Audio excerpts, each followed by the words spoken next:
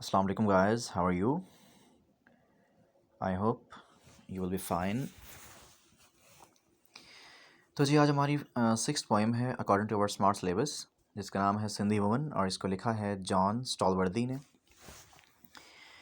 John स्टॉलवर्दी एक British professor थे Oxford university के, और उन्होंने ये पोएम लिखी और उनकी डेथ हुई 2014 में। इस पोएम में ये पोएम किस बारे में है जी? ये पोएम हमें मेहनत, अज़मत और हिम्मत का दर्स देती है और ये सिखाती है कि इंसान को मुश्किलात के सामने किस तरह जीना चाहिए। इस पोएम में यकीनन वी कैन इमेजिन के पोएट लाजमी शायद कभी कराची आए होंगे, तो लगता है कि वो कहीं पर मौजूद हैं कराची की गली में, और एक सिंधी खातून यानी कराची की एक खातून एक गली से गुज़र रही है जिसके सर पर एक बड़ा सा मटका है, एक जार रखा हुआ है, और उसका जो वॉकिंग स्टाइल है, जो उसकी चाल है, वो बहुत ग्रेसफुल है, बहुत शानदार है,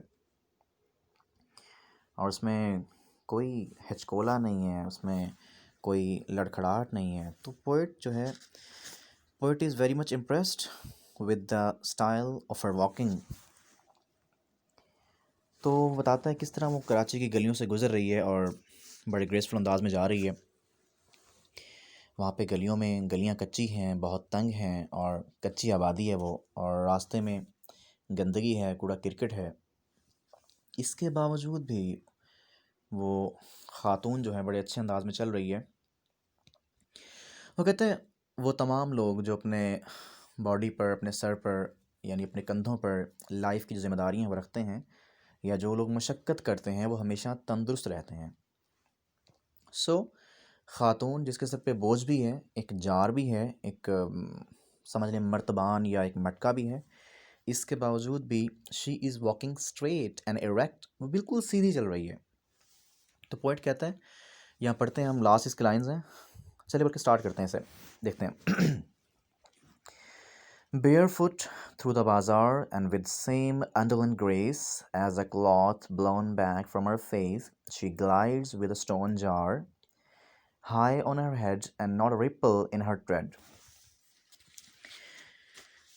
तो पोइट कहता है जी कि बेयर फुट यानी नंगे पाँव बाज़ार में से गुज़रते हुए, थ्रू द बाज़ार से गुज़रते हुए, and with the same undulant grace, and with the same undulant मतलब वेव लाइक, लहर की तरह, ग्रेस मीन शान, अजमत, स्टाइल, मैनर, पॉइज। तो वो जो खातून है वो बाज़ार से बेयर फुट नंगे पाँव गुज़र रही है, and with the same undulant grace, और वो बिल्कुल लहर के अंदाज में चल रही है, यानी बड़े ग्रेसफुल अंदाज में चल रही है। अंडुलेंट मतलब वेव लाइक, तो लहरदार हरकत में चल रही है, जैसे वेव मूव करती है ना, बिल्कुल बड़े स्टाइल में, लहर की तरह।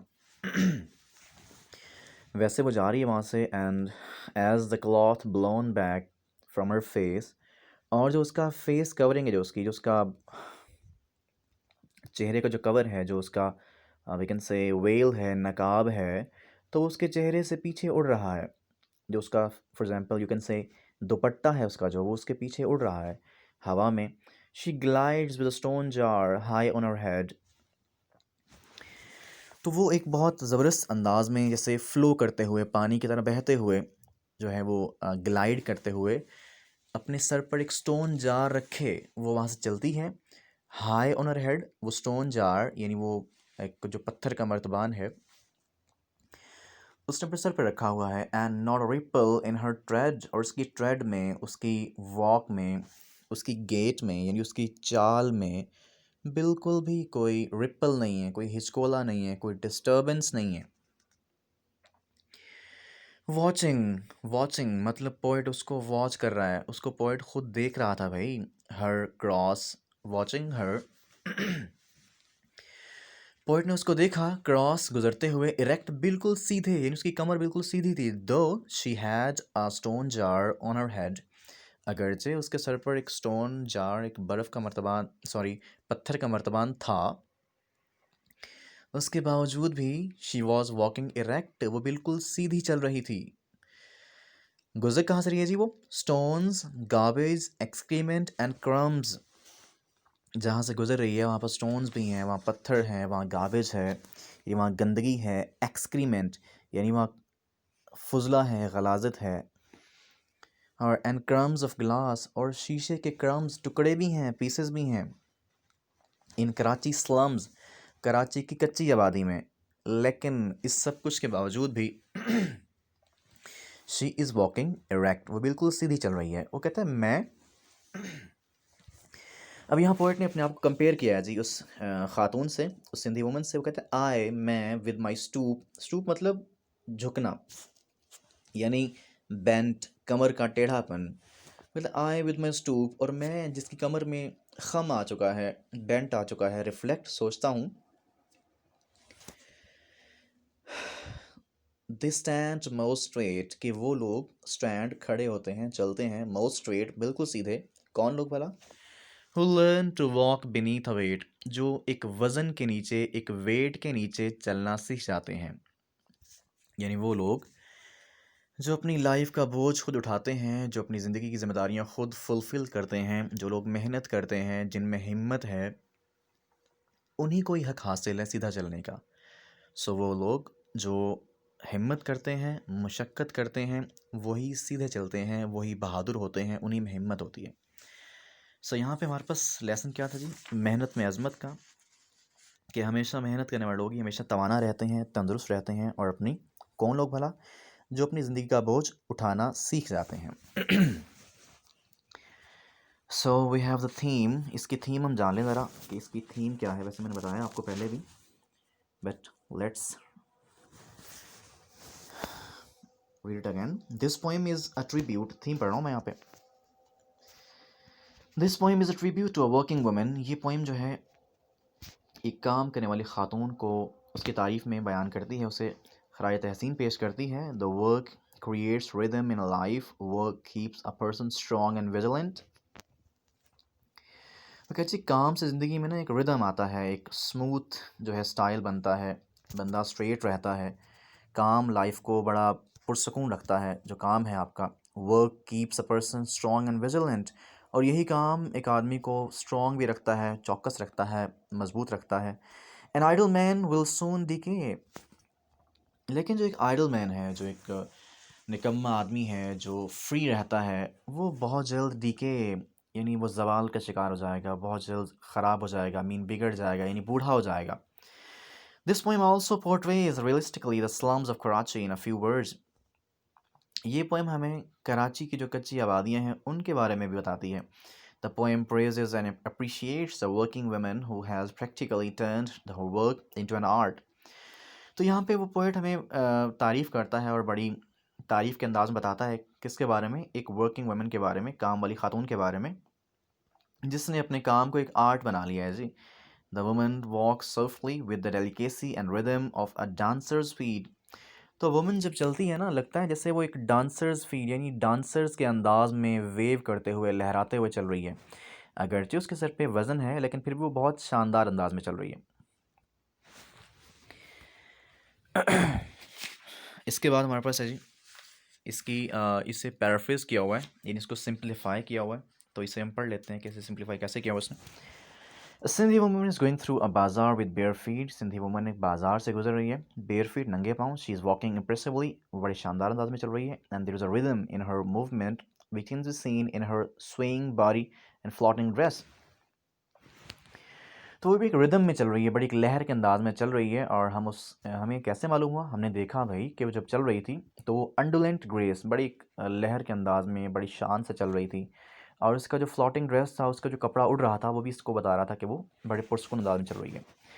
The wind pushes the cloth from her face, वो हवा जो है उसके चेहरे से कपड़ा उड़ाती है। She is carrying stone jar on her head, और अपने सर पर उसने एक स्टोन जार लिया हुआ है। She walks as somebody as the wave of a stream, चलती कैसे जी? जैसे एक नदी की वेव चल रही हो, लहर बह रही हो। She is passing through stones, garbage, pieces of bread and broken glass. तो वो जहाँ से गुजर रही है वहाँ ऐसा नहीं है कि कारपेट रोड है, कोई मेटल रोड है, बड़ा अच्छी सड़क है। नहीं, ऐसा बिल्कुल नहीं है। वो ख़ुद भी ख़ासी गरीब है, वर्किंग वुमन है, मेहनती है, और जिस एरिया से पास कर रही है, जिन गलियों से गुज़र रही है, वो गलियाँ भी ख़ासी नैरो हैं, अनपेव्ड हैं, तंग सी हैं और कच्ची हैं। साथ में साफ़ भी नहीं है, वहाँ कूड़ा करकट भी है, वहाँ गंदगी भी है, वहाँ पे शीशे के टुकड़े भी हैं, रोटी के टुकड़े भी हैं, सब कुछ वहाँ पड़ा हुआ है। This is the scene of a Karachi slum. तो ये कराची की कच्ची आबादी का एक मंजर वहाँ पेश किया है। Poet meditates and sees his body that is bent by time. तो पोएट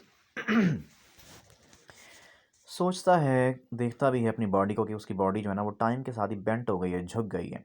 ही ऑब्जर्व्स, देखें हम वी कैन इजीली कंपेयर